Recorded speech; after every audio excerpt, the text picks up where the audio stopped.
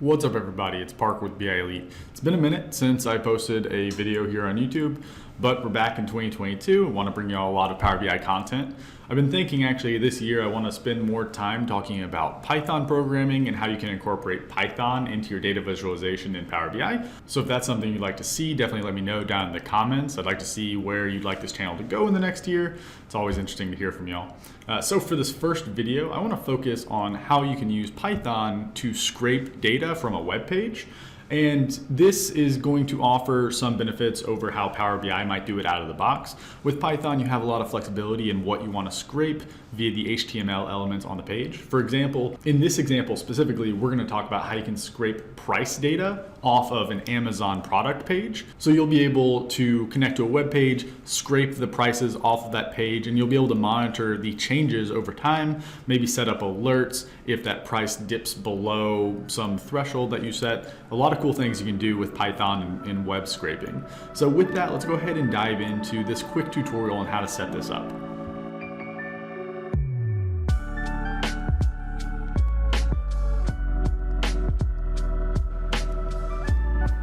So firstly, we're looking at the finished product here, not much here. The whole idea here is you supply a few URLs and we are going to connect to that URL and grab the title and the price. Right now, I'm really just looking at some random items here. I'm looking at a yoga mat. I think all 4 of these products I've thrown in here are yoga mat related. So we see they have varying prices. A couple are more expensive, a couple are cheaper. So I'm going to take you over to the Python script and we're going to walk through it line by line. We're not going to type it out together. That might take a little bit long, but we're just going to walk through this line by line because it actually isn't too much. And I'll show you how each individual line is going to affect this script. And then afterwards, we're going to move into Power BI, a blank Power BI file, and I'm going to show you how you can set this up in a really cool way. So firstly, here we are in this Python script. This is the entire script, everything you would need. So before we actually dive into the script, you need to make sure that you have Python set up and installed on your machine. I have another video on how to set up Python on your machine and hook it up to Power BI Desktop. I'll link that video down in the description. So once you have Python already set up in your environment, you have to import a few libraries. So the first library that you're going to import comes out of the box with Python. It's requests. That's what's going to allow us to reach out to a web page and get some information back. The next one is called Beautiful Soup, and I'll show you how to install that one in just a second. That's how you're able to parse the HTML that comes back to you. And then pandas, which is basically a way to create what are called data frames within Python. And that's for the Power BI piece because Power BI needs to receive the output of a Python script in a pandas data frame. And we'll talk about that more in a little bit. So with that, let's go ahead and install our dependencies. So once we come over to command prompt, since I'm on Windows, I've navigated to where my script lives. You'll just need to create your own script, or if you want to download this script, I will include that in the description below. I'll also include the final Power BI file, which has the script already included in it. I'll just have both of those in case you want to go one way or the other.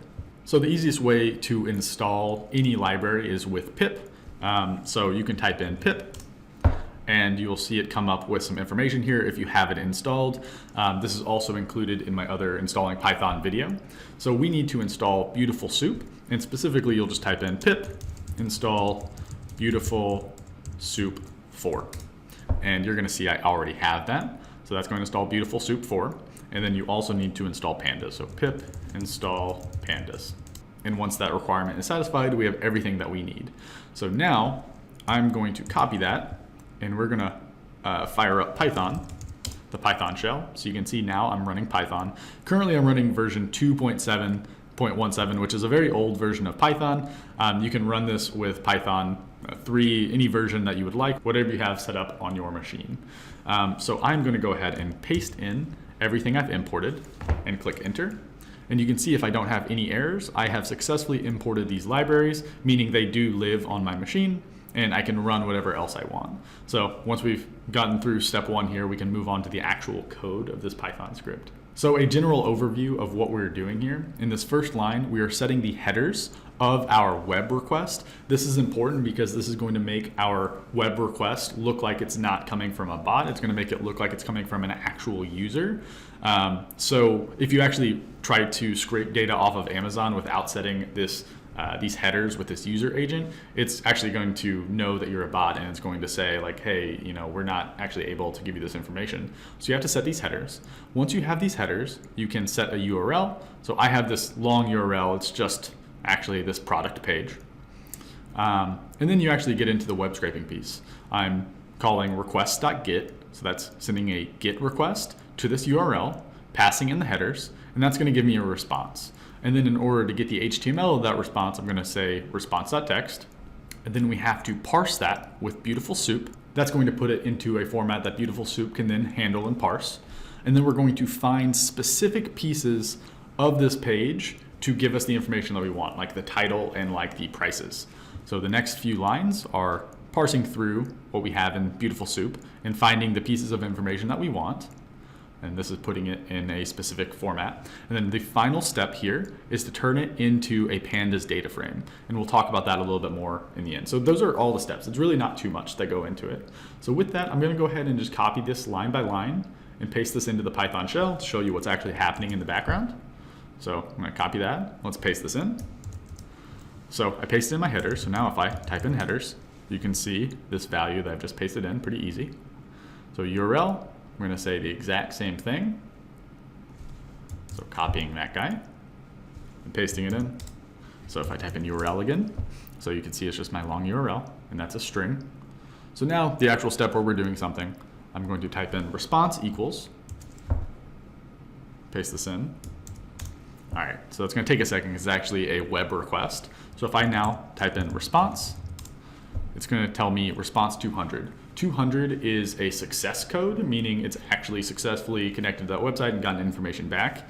If you were running into something where you weren't getting a successful response back, you'd probably be getting a 400 or 404 or 401 forbidden error code. So as long as you have a 200, you should be good.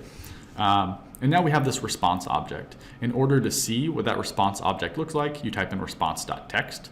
So I'm going to take this line and paste this in. So now my HTML variable is this really long, I probably shouldn't have done that, this is a really long output of all the HTML.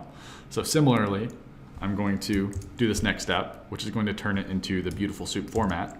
So now if I look for soup again, it's still just a lot of HTML code.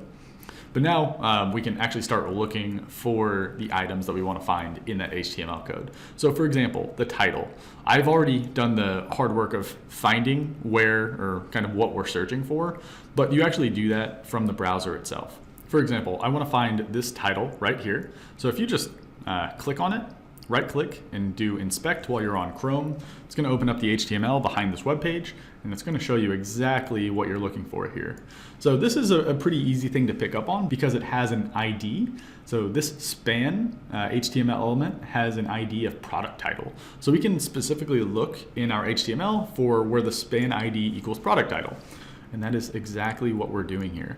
So the code for it is soup.find, and we're looking for the span HTML element with an ID of product title. So if I were to take this and copy and paste it.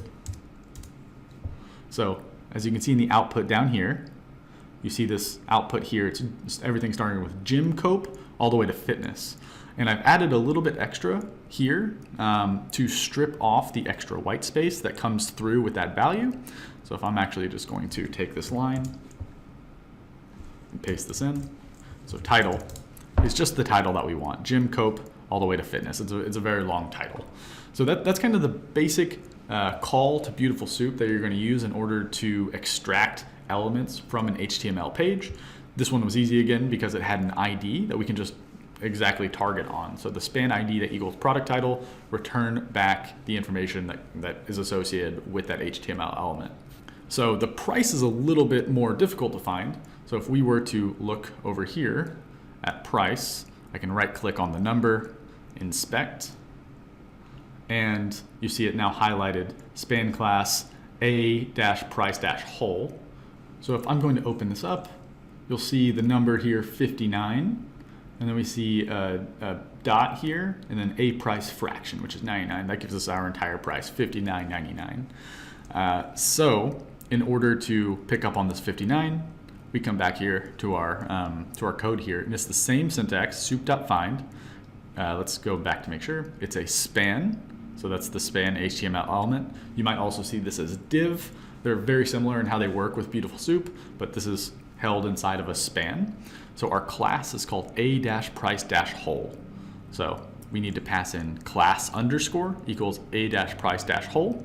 So if I'm going to paste this in, we see that 59 dot. So that dot is helpful because it already gives us our decimal. But in case this doesn't actually work for the currency that you're working with, you might have to do something a little bit different. But for US dollars, this works well. So the difference between passing in an ID and a class is a little bit different. For an ID, you can expect that there will only be one element on the page with that ID.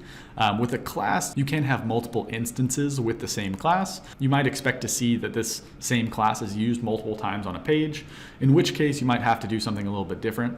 But soup.find is just going to return the first element that it finds on the page.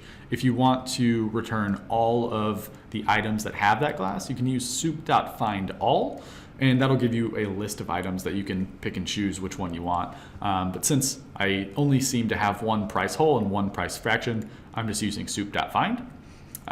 So the same thing for fraction price, which was just below. So a-price-fraction is that 99. So I'm doing the exact same thing. Give me the class where a-price-fraction equals 99. And one quick note, this is class underscore, and that's because class is a reserved keyword within Python. So once I have everything I want from the page itself, I'm gonna copy and paste this in just to make sure I have all of those variables initialized. So I have everything I need. Then I have these kind of individual prices. I have my whole price and my fraction price. So I want my final price, which is just my whole price plus my fraction price. And don't be confused about that plus. If we look at whole price, it looks like that. It's actually a string, and fraction price, that's a string as well. So it's 59 dot and then 99, both as strings. So if we type in whole price plus fraction price, it's not actually doing any math, it's concatenating those strings. So we end up with 59.99. That's still a string. I do want that as a numeric value. So you type in float and everything we just had, whole price plus fraction price, and that gives us the numeric format. So that's basically everything. We now have the title as we want it. We have the final price as we want it. Now Power BI is going to expect that we return this data back in a pandas data frame. So that's where this import statement of pandas is going to come in. So we're going to create a new variable called df, and we're going to set it equal to pd.dataframe to create a data frame. And then we're going to pass in our two variables that we care about, which are title and final price. And we have a little bit extra here that says columns equals title and price. So this is going to create a data frame, just a 2-column data frame with one row, just a title and a final price, with the titles of those columns as title and price. So if I'm going to copy this and paste this in, I don't have final price. Yes, I never actually initialized that. So let me go ahead and copy in this line of code, paste this in, and run this previous line again. So now we can see what df looks like. It is a data frame that has column 1 and column 2, the title and the price. Very easy. So now we have a script that takes one URL, connects to that web page, and gives us the information back. Now we're going to move over to Power BI and talk about how we can run this script for each element in a table. So for example, if I have 5 Amazon URLs, I can run the script 5 times and get back the information that we want. So I'm actually going to set this up as a function within Power BI to make it extremely flexible, and you can call it whenever you need. So let's go ahead and head over to a blank Power BI file.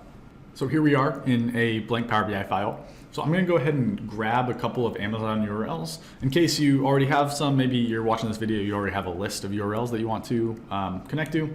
That would be great, but I'm just going to take a few random ones. For example, the one that we're looking at, just as kind of a testing item. So I'm going to paste that in, and I'm going to call this first column URL. My table is going to be called data. So let's go ahead and grab just a few more. For example, this huge one, this really expensive one, we're going to throw that in as a second row. And let's just take one more. I will just scroll down, find something else. This one is fine too. Copy that and paste this in. All right, so I have 3 URLs. I'm gonna go ahead and click on edit. That's gonna open up Power Query, where we will then create our function that's gonna call that Python script. So here we are. So the next thing I'm going to do is I'm going to click on new source and go to more and run a Python script source. So I can just search for Python script, connect. And I'm just gonna take everything here and paste this in. So let's click OK. This is gonna create a new query here. It's gonna run that Python script, and it's going to give us back our outputted data frame. So under the Python folder, we're going to see a data frame called df. And it's called df because we named it df. So Power BI works by looking at all of the data frames within your Python script, and it can return any of those data frames. We just have to select the one that we want. We only have one, so we'll just click on df and click OK. So there's nothing dynamic about this right now. It's just the URL that we're passing specifically into the script. We don't want that. We want to pass in the URL dynamically. So all we have to do, firstly, is I'm going to name this something like fx get Amazon data. So function get Amazon data. So a couple things we need to do. Firstly, we want to turn this into a function by saying open and close parentheses. We can pass in a parameter here. I'm going to call this URL as text. So we have a parameter called URL that is a text data type with a hash rocket, which is going to make it a function. So now we can take this URL and paste it into our code. This is actually our entire Python script in one long line. It's kind of hard to navigate. So we need to take this URL and pass it into our Python script so it runs dynamically. So let's go ahead and go over here. And after this first line of headers, we will go over to, we'll start to see that URL. Give me one second. There it is, URL. So everything after the first single quotation mark, I'm going to delete. So just give me a second, I'm going to delete all this stuff. Okay, I've deleted that really long URL. You can see I have my open quotation mark and my close quotation mark.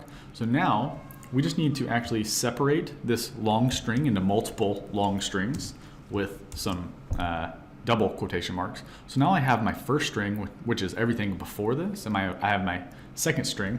I need to scroll over again. So everything after the headers. Let me find that again. Okay, so I have my first string and I have my second string.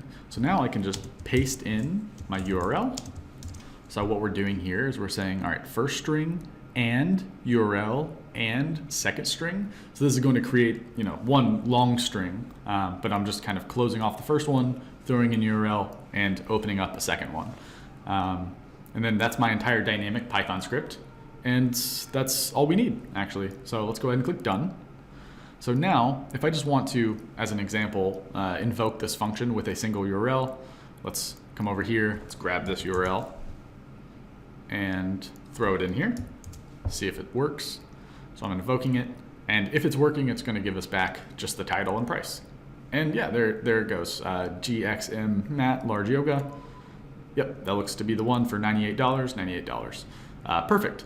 So in order to run this for our entire table of data, we go back to our data table and we can add column, invoke custom function, and run our function on the URL column, which is our only column. And just a couple more steps once it returns that data. So let's expand that. And that's everything.